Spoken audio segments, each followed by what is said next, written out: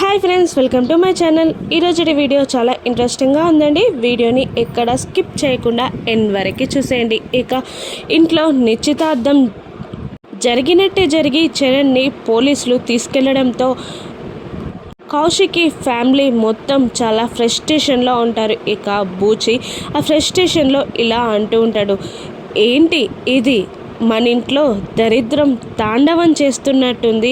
అన్ని tensions తీరాయి, Madhuri engagement జరిగింది అనుకునే లోపే ఆ చరణ్ని పోలీసులు అరెస్ట్ చేసి తీసుకెళ్లడం ఏంటో అని బూచి అంటుండగా కాచి, అవును నిజమే బూచి, మనందరినీ అభినందించి వెళ్ళాల్సిన వాళ్ళందరూ పరామర్శించి వెళ్ళారు, ఏంటో ఏమీ అర్థం కావట్లేదు అని కాచి కూడా అంటూ ఉంటుంది. ఇక అప్పుడే అక్కడికి వచ్చిన నిషి ఇదంతా విని హ్యాపీగా ఫీల్ అవుతూ ఉంటుంది. ఇక వైజయంతి మాధురిని ఏడుస్తూ ఉంటే ఓదారుస్తూ, ఏంటో దీని జాతకమే బాలేదో టైమే బాలేదో అన్నీ ఇలా జరుగుతున్నాయి అని మాధురి గుచ్చి అంటూ ఉంటుంది వైజయంతి. ఇక జాతకం కాదు, టైము కాదత్తయ్య, అసలు ఈ సంబంధమే బాలేదు. ఈ సంబంధం అనుకున్నప్పటి నుండి ఇలాగే జరుగుతుంది. అసలు ఈ సంబంధం అనుకున్నప్పటి నుండే మన ఇంట్లో గొడవలు మొదలయ్యాయి. అయినా మంచి చెడులు చూసుకొని పెళ్ళి చేసుకుంటారే తప్ప ఇలా ప్రాజెక్టులు కాదు చూసుకొని పెళ్ళి చేసుకునేది అని కౌశికిని చూస్తూ ఎగతాళిగా మాట్లాడుతూ ఉంటుంది నిషిక. అప్పుడు సుధాకర్ ఇలా అంటూ ఉంటాడు, అదేంటమ్మా అలా అంటున్నావు నిషిక, ఆ కుటుంబం మంచిది, మన మాధురిని ఆ ఇంటికి ఇస్తే తను హ్యాపీగా ఉంటుందనే కదా మనం ఈ సంబంధం ఓకే చేసింది అని అంటూ ఉంటాడు సుధాకర్. ఇంకా ఇలా కూడా అంటూ ఉంటాడు, మనకన్నా కొన్ని కోట్లు ఎక్కువ ఉన్నాయని కాదు కదా ఇచ్చింది, ఫ్యామిలీ మంచిదనే కదా మనం చూసింది అని సుధాకర్ అంటుండగా, ఏం మంచి మామయ్య గారు, ఆ భవానీని చూసారా, ఏ విషయానికైనా ఎలా అపార్థం చేసుకుంటుందో. ఇక అఖిలాండేశ్వరి గారి కోపం చూసారా, మన అమ్మాయి ఆ ఇంట్లో మంచిగా ఉంటుందా, దేనికైనా అపార్థం చేసుకునే వాళ్ళ మధ్యలో ఎలా ఉంటుంది మాధురి అని నిషిక అంటుండగా కౌశికి, బాగుందమ్మా నిషి, అపార్థం చేసుకొని మాట్లాడే విషయాల గురించి నువ్వు మాట్లాడితే బాలేదు అని అంటూ ఉంటుంది కౌశికి. అప్పుడు నిషి, ఏంటి వదిన గారు అంటే నేను ప్రతి విషయాన్ని అపార్థం చేసుకుంటానన్నా మీ ఉద్దేశం అని నిషి అంటూ ఉంటుంది. అప్పుడు కౌశికి, నీ ఆవేశమే నీకు విషయం ఏంటో తెలియజేస్తుంది, నేను చెప్పడం ఎందుకు అని కౌశికి అంటూ ఉంటుంది. నన్ను అపార్థం చేసుకోవడంలో మీరు ముందుంటారు అని నిషి అంటుండగా, నేను అపార్థం చేసుకోవడం కాదు, నేను నా కుటుంబం కోసం కష్టపడతాను అని నువ్వు నన్ను అర్థం చేసుకున్నప్పుడు ఆ ఇంట్లో అపార్థాలుండవు అని కౌశికి అంటూ ఉంటుంది. అప్పుడు నిషి, అవును నిజంగానే మీరు బాగా కష్టపడతారు అని అంటూ ఒకరిని ఒకరు అర్థం చేసుకోకపోతే మన ఇద్దరిలో మాటల యుద్ధమే జరుగుతుంది, ఇది ఎప్పటికీ ఒడవనే ఒడవదు అని అంటూ ఉంటుంది నిషి. ఇక వెంటనే సుధాకర్, ఆపండమ్మ, మీరు గొడవ పడే టైం కాదు ఇది. ఒకవైపు ఆ మినిస్టర్ కేసు, మరోవైపు చరణ్ కేసు, ఏ మాత్రం అజాగ్రత్తగా ఏమరపాటుతో ఉన్నామంటే భూమి మీదకి వచ్చేస్తాం మనం, నిట్టనిల్లుగా మన కుటుంబం మొత్తం కూలిపోతుంది అని సుధాకర్ అంటూ ఉంటాడు. ఇక అందరూ సైలెంట్ అయిపోతారు. ఇక అప్పుడే ఒక పెద్దావిడ, కౌశికి వాళ్ళ అమ్మమ్మ, వీళ్ళింటికి మాధురి నిశ్చితార్థం కోసం వస్తుంది. ఇక ఆవిడ చాలా పిసినారి, ఆటో అబ్బాయిని కొడుతూ ఉంటుంది. ఇక వాడు 300 మీటర్ అయింది ఇయ్యమని అంటుండగా, నేను నా మనవడు యువరాజ్ పుట్టినప్పుడు 100 రూపాయలు ఇచ్చాను, నా కౌశికి తల్లి పుట్టినప్పుడు 100 రూపాయలు ఇచ్చాను, ఇప్పుడు మాధురి పెళ్ళికి వస్తున్నాను అప్పుడు కూడా 100 రూపాయలు ఇస్తాను, తీసుకుంటే తీసుకో, లేదంటే నా బ్యాగులు తీసుకొని పోరా ఇక్కడ నుండి అని ఆవిడ చాలా కోపంగా అరుస్తూ ఉంటుంది. ఇక ఆటోవాడు చేసేది లేక ఆ 100 రూపాయలను తీసుకొని భలే బేరం దొరికింది పొద్దున్నే అని అనుకుంటూ అక్కడి నుండి వెళ్ళిపోతాడు. ఇక ఆవిడ ఇంట్లోకి వస్తూనే ఇలా అంటూ ఉంటుంది, అదేంటి ఏమైందే, కోలాహలంగా ఆనందంగా ఉండాల్సిన ఇల్లు ఇలా పాచిమోకాలతో బాధపడుతూ కూర్చున్నారు అని ఆవిడ అంటూ ఉంటుంది. ఇక ఏంటి అసలు నిశ్చితార్థం జరిగిందా లేదంటే ఆగిపోయిందా అని ఆవిడ అడుగుతూ ఉండగా ఇక కౌశికి జరిగింది అని చెప్తూ ఉంటుంది. ఇక అప్పుడే బూచిని పిలిచి పోరా సామాన్లు తేపో అని అంటూ ఉంటుంది ఆ పెద్దావిడ. ఇక ఏంటి నేనా అని బూచి అంటుండగా నువ్వే తేవా అని కోపంగా అంటూ ఉంటుంది.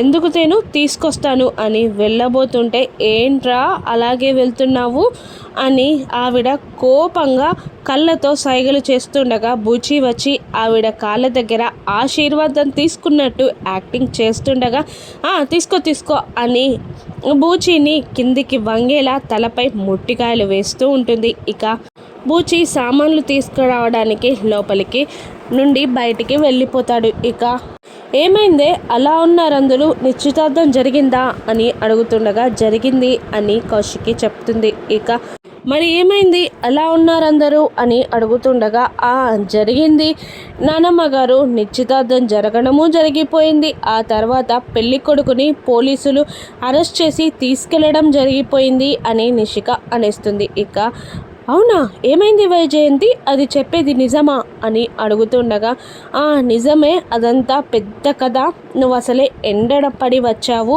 వెళ్ళి ఫ్రెష్ అవ్వు, కాచి ఏదన్నా తీసుకురాపో చల్లగా తాగడానికి అని అంటూ ఉంటుంది వైజయంతి. ఇక మజ్జిగ తెచ్చిస్తుంది కాచి. ఇక ఆ కథ అంతా రాత్రికి చెప్తానులే పెద్దమ్మ అని వైజయంతి అంటూ ఉంటుంది. ఇక నిషికాని చూస్తూ ఈ చుంచుముఖం ఎవరే, ఎప్పుడు చూడలేదు అని అడుగుతూ ఉంటుంది ఆ పెద్దావిడ. ఇక నువ్వు మనవని పెళ్ళికి వస్తే కదా నీకు ఏర్పడేది అని అంటూ ఉంటుంది వైజయంతి. అప్పుడు అంటే మన యువరాజుకి యువరానన్నమాట అని అంటూ ఉంటుంది ఆ పెద్దావిడ.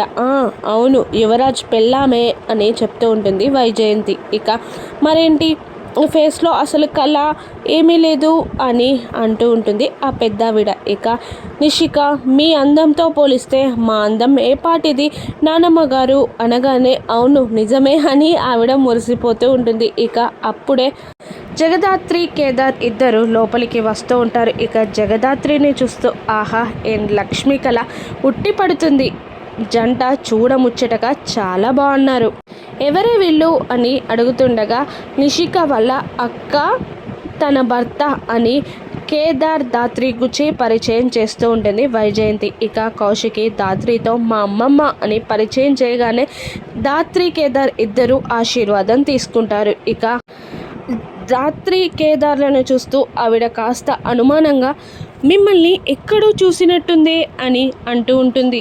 ఇక కేదార్ దాత్రి టెన్షన్ పడుతూ ఉంటారు. ఏంటి ఎక్కడో చూసినట్టుంది అంటుంది అని కేదార్ గుసగుసగా దాత్రి చెవిలో అంటుండగా నాకు అదే టెన్షన్గా ఉంది, మనం ఎక్కడైనా చేజింగ్లో ఉన్నప్పుడు చూసిందేమో అని దాత్రి అంటూ ఉంటుంది కేదార్తో. ఏమో అర్థం కావట్లేదు అని కేదార్ అంటూ ఉంటాడు. ఇక మీరు ఎప్పుడైనా గుడివాడకు వచ్చారా అని ఆ పెద్దావిడ అడుగుతుండగా లేదే అని చెప్తుంది దాత్రి. అంటే ఖచ్చితంగా హైదరాబాద్లోనే చూశానన్నమాట అని ఆ పెద్దావిడ అనేస్తుంది. ఇక కాస్త ఆలోచించి గుళ్ళో చూశాను అని చెప్పేస్తుంది. ఇక నిషిక గుళ్ళో 100 మందిని చూస్తారు, వీళ్ళని అంత స్పెషల్గా ఎందుకు గుర్తుపెట్టుకున్నట్టు, అంతలా ఎందుకు గుర్తున్నారో వీళ్ళు అని నిషిక అడుగుతుండగా ఎందుకు గుర్తుండరు, ఎవరైనా తాళిని భర్త కడతాడు, కానీ ఈ అమ్మాయి తనంతట తానే పసుపు తాడుని మెల్లో వేసుకుంది కదా, అందుకే అలా గుర్తుండిపోయింది అని పెద్దావిడ కుండ బద్దలు కొట్టినట్టు నిజం చెప్పేస్తుంది. ఇక కేదార్ దాత్రి ఇద్దరు చాలా షాక్ అవుతూ ఉంటారు, ఏం మాట్లాడాలా అన్న టెన్షన్ పడుతూ ఉంటారు. ఇక నిషిక ఇలా అంటూ ఉంటుంది, ఏంటి నా పెళ్ళి జరగగానే నువ్వు పెళ్ళి చేసుకొని వచ్చినప్పుడే నాకు డౌట్ వచ్చింది, అప్పటిదాకా ప్రేమ లేదు అన్న వాళ్ళు సడన్గా ప్రేమ పుట్టింది పెళ్ళి చేసుకున్నాను అన్నప్పుడే నాకు డౌట్ వచ్చింది, నిజంగా నువ్వు మెడలో తాళి వేసుకొని వచ్చావా జగదాత్రి అని నిషిక నిలదీస్తూ ఉంటుంది. ఇక సుధాకర్ కూడా ఏంటమ్మా జగదాత్రి నిజమేనా, మా అత్తయ్య చెప్పేది నిజమేనా, నువ్వే తాళి వేసుకున్నావా, కేదార్ కట్టలేదా అని నిలదీస్తూ ఉంటాడు సుధాకర్. ఇక కౌశికికి అన్నీ గుర్తొస్తూ ఉంటాయి. ఆ రోజు తన పాప కీర్తి పాప చెప్పిన విషయం అదే. మంగళసూత్రాలు మార్చుకున్న రోజు, నల్లపూసలు వేసిన రోజు జగదాత్రి ఆంటీ తనంతట తానే తాళి వేసుకుంది అని కీర్తి చెప్పిన విషయాలన్నీ గుర్తుకొచ్చి, ఏంటి దాత్రి, నిజంగానే నువ్వు కేదార్తో పెళ్ళి చేసుకోలేదా? నువ్వంతట నువ్వే తాళి వేసుకొని వచ్చావా అని అడుగుతుండగా సైలెంట్గా ఉండిపోతుంది. నువ్వు మౌనంగా ఉండడం కాదు, నాకు ఈరోజు నువ్వు సమాధానం చెప్పి తీరాలి అని కౌశిక్కి చాలా కోపంగా నిలదీస్తూ ఉంటుంది. ఇక వైజయంతి దగ్గరికి వచ్చి, అలా కాదు, నేనేం చేస్తే నువ్వు నిజం చెప్తావో నాకు తెలుసు అని కేదార్ని దగ్గరికి తీసుకొచ్చి దాత్రి చేయిని కేదార్ తలపై పెట్టి, నిజం చెప్పు, ఇప్పుడు నువ్వే తాళి వేసుకున్నావా, కేదార్ కట్టాడా అని అడుగుతుంది వైజయంతి. ఇక టెన్షన్ పడుతూనే చెయ్యి తీసేస్తుంది. చెయ్యి తీసేసావంటే జగదాత్రి నువ్వే తాళి వేసుకున్నావా అని కాచి అంటూ ఉంటుంది. ఇక అందరూ నిలదీస్తుండగా, అవును, మాకు పెళ్ళి జరగలేదు, నేనే తాళి వేసుకున్నాను అని అనేస్తుంది జగదాత్రి. ఇక అది కాదక్క అని కేదార్ ఏదో అనబోతుండగా కౌశికి కేదార్ చెంప మీద నుంచి ఒక్కటి కొడుతుంది. ఇక నువ్వు మాట్లాడకండి, మీ మీద ఇప్పటి వరకు ఉన్న నమ్మకం పోయింది, ఇక జన్మలో మీరేం చెప్పినా నేను నమ్మను అని కౌశికి అంటూ ఉంటుంది. ఇంకా వీళ్ళతో మాటలేంటి వదినా అని అంటూ దాత్రిని కేదార్ని నిషిక బయటికి తోసేస్తుంది. ఇక ఇదంతా దాత్రి కలకంటుంది. దాత్రి చెయ్యి కేదార్ తలపై ఉన్నప్పుడే తను నిజం చెప్తే ఏం జరుగుతుందో తెలుసుకొని అంతా కలలాగా ఊహించుకుంటుంది దాత్రి. ఇక మనసులో ఇప్పుడు నిజం చెప్తే జరిగేదదే, ఆయన తలపై ఒట్టు పెట్టి అబద్ధం చెప్పలేను అని దాత్రి మనసులో అనుకుంటూ ఉండగా ఇంకా వైజయంతి ఇలా అంటూ ఉంటుంది. అమ్మి, నువ్వు చెప్పేది ఏదో ఆలోచించుకొని చెప్పు, ఇప్పుడు నీ మొగునిపై ఒట్టు వేశావు, నువ్వు కనుక అబద్ధం చెప్తే ఆ అబ్బాయి ప్రాణాలకే ప్రమాదం అని వైజయంతి అంటూ ఉంటుంది. ఇక కేదార్ కళ్ళతో అబద్ధం చెప్పు దాత్రి, ఏం కాదు అని సైగ చేస్తూ ఉండగా, చెప్పలేను కేదార్, నీపై ఒట్టు వేసి నిన్ను ప్రమాదంలోకి నెట్టేయలేను అని దాత్రి కళ్ళతో సైగ చేస్తూ ఉంటుంది కేదార్తో. ఇక నిషిక ఇప్పుడు నిజం బయటపడుతుంది అని చాలా ఆనందపడుతూ ఉంటుంది. ఇక వీళ్ళని ఇంట్లో నుండి బయటికి గెంటేయొచ్చు అని అనుకుంటూ ఉంటుంది నిషిక. ఇక దాత్రి మనసులో ఇప్పుడు నిజం చెప్తే కేదార్ మళ్ళీ అనాథైపోతాడు, ఇక అబద్ధం చెప్తే కేదార్ ప్రమాదంలో పడతాడు, దేవుడా నన్ను ఎందుకు ఇటువంటి పొజిషన్లో ఇంతలా బాధ పెడుతున్నావు ఎందుకు అని అనుకుంటూ ఉండగానే ఇక ఒక ఐడియా జగదాత్రికి వస్తుంది. ఇక ఇలా అంటూ ఉంటుంది, ఏంటి ఆ అమ్మమ్మ గారు ఏదో చూసి ఏదో అనుకుంటుంటే మమ్మల్ని అనుమానిస్తున్నారా?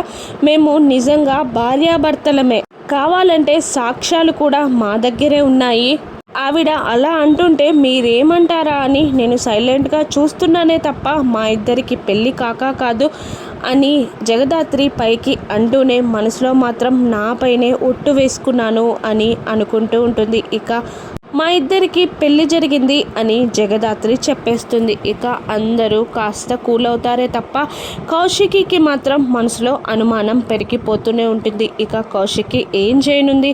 చరణ్ని ఆ కేసు నుండి దాత్రి ఏ విధంగా బయటపడేనుంది, మినిస్టర్ ఆగడాలని ఏ విధంగా కట్టించనుందో రానున్న ఎపిసోడ్స్లో చూద్దాం. Thank you for watching.